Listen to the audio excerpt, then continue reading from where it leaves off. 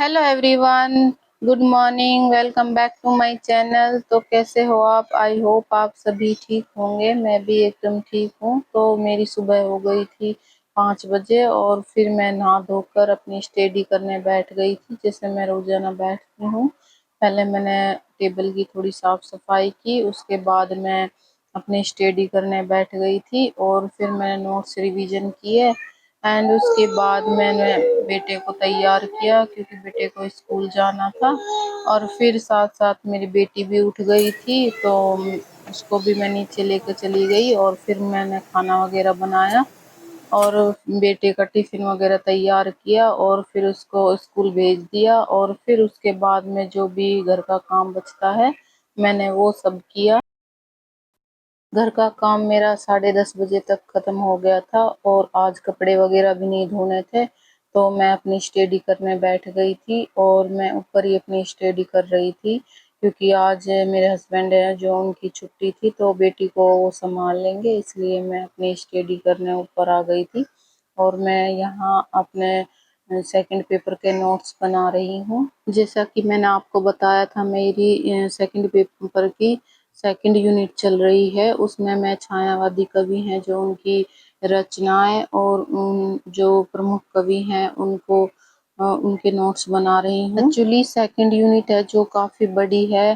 कई दिन हो गए मेरे को उसको पढ़ते पढ़ते और उनके उसके नोट्स बनाते बनाते, बट वो पूरी नहीं हो रही है। अभी मैं मेरे छायावादी कवि चल रहे हैं, उसके बाद में प्रगतिवादी कवि और उनकी रचनाएं करूँगी। तो कई दिन हो गए हैं और अभी तो मेरा काफ़ी मतलब बचा हुआ है इसमें।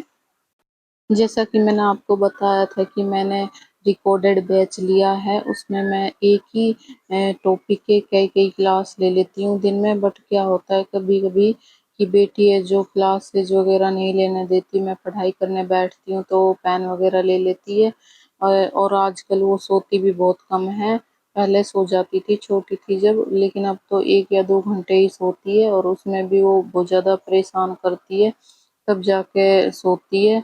तो इस वजह से मेरी क्लासेज जो हो नहीं पा रही हैं ज़्यादा, बट जितना मुझे टाइम मिलता है उतना मैं कर लेती हूँ।